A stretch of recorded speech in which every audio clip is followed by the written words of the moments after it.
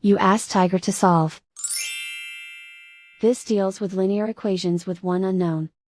The final result is x equals 20/3. Let's solve it step by step. Isolate the x. Multiply both sides by inverse fraction 2/3. Move the negative sign from the denominator to the numerator. Group like terms. Multiply the coefficients. Simplify the arithmetic.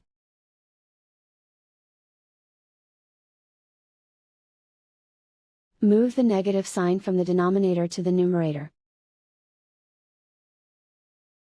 Multiply the fractions.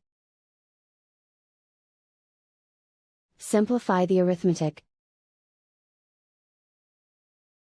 And so the final result is x equals 20/3.